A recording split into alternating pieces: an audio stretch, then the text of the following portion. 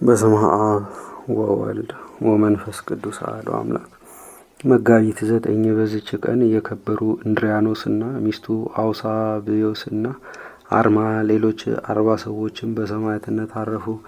እሊህንም ምርጦች ለረከሰ ከወርቅና ከብር ለተሰራ ጣዖት ማምለክን እንቢ ስላሉ የክብር ባለቤት ለሆነ ለጌታችን ኢየሱስ ክርስቶስ ስለ ስሙ አላውያን ጽኑ የሆነ ስቃይን አሰቃዩአቸው። ከዚህም በኋላ ራሶቻቸውን በሰይፍ ቆረጡ። የሰማዕትነትንም አክሊል በመንግሥተ ሰማያት ተቀበሉ። በረከታቸው ከእኛ ጋር ለዘላለሙ ይኑር አሜን።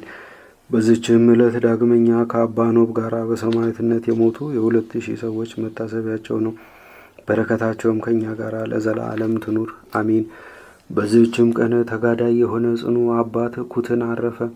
እርሱም በሶርያ አገር ስሟ በንጣኔዎስ ከምትባል ቦታ የሚኖር ነው። አባቶቹም ከዋክብትን ያመልኩ ነበረ። የአባቱ ስም ንስጣር የእናቱም ስም ቴዎድራ ይባላል። ባደገ ጊዜም ወላጆቹ ሊያጋቡት ፈለጉ። እርሱ ግን አልወደደም። ግድ ብለው ያለ ውዴታው ሚስትን አጋቡት።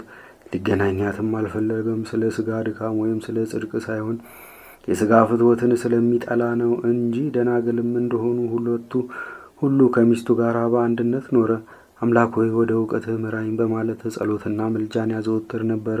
ከእግዚአብሔርም የታዘዘ መልአክ ለቆርኔሌዎስ እንደተገለጠ ተገልጦ በክብር ባለቤት በጌታችን በኢየሱስ ክርስቶስ ማመንን አስተማረው። ከሐዋርያትም ወደ አንዱ ሄዶ የክርስትና ጥምቀትን እንዲጠመቅ አዘዘው። የሐዋርያት የስብከታቸው ወራት ነበረና ሄዶ ተጠመቀ። የቤተ ክርስቲያንንም ትምህርት ሁሉ ሕጉን ሥርዓቱንም ሁሉ ተማረ። መለኮታዊ ምስጢርንም ተቀበለ። በየቀኑ ሁሉ የሐዋርያ ጳውሎስን ትምህርት ይሰማ ነበረ። የጽድቅን ሥራ መስራትና ንጽሕና፣ ለበጎ ሥራ መጠመድ፣ ትጋት፣ ቅንነት፣ የዋህነት፣ ጾም፣ ጸሎት፣ ሰጊድ በላዩ ተጨመረ። በእነዚህ ሁሉ የሚተጋ ሆነ። እግዚአብሔርም አስደናቂ ተአምራቶችን እንዲያደርግ በርኩሳን አጋንንት ላይ ሥልጣንን ሰጠው። በሚያደርገው ተአምራትም ወላጆቹን የክብር ባለቤት ጌታችን ኢየሱስ ክርስቶስን ወደ ማመን ስቦ አስገባቸው። ደግሞ ሚስቱንና ወላጆቿን አስገባቸው። ከካህዲያን አንዱ ለሰይጣን ሊሰዋ ወደ ጣዖቱ ቤት በገባ ጊዜ ቅዱስ ኩትን አውቆ በሰይጣን ላይ ጮኸ። እርሱ ሰይጣን እንጂ አምላክ እንዳልሆነ በሰው ፊት ያምን ዘንድ አዘዘው። ሰይጣንም እንዳዘዘው ራሱን ገለጠ። በዚያ የነበሩ ሁሉም የቅዱስ ኩትን አምላክ አንድ እርሱ ብቻ ነው እያሉ ጮኹ። በክብር ባለቤት በጌታችን ኢየሱስ ክርስቶስ አምነው የክርስትና ጥምቀትን ተጠመቁ። ከዚህ በኋላ ከቀላውዲዮስ ቄሳር የተላከ መኮንን የቅዱስ ኩትንን ዜናውን በሰማ ጊዜ ወታደር ልኮ አስቀረበው። ስለ ሥራውም ጠየቀው። እርሱም በክብር ባለቤት በጌታችን ኢየሱስ ክርስቶስ አመነ።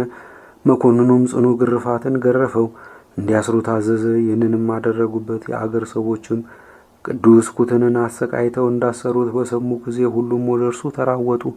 መኮንኑንም ሊገድሉት ወደዱ።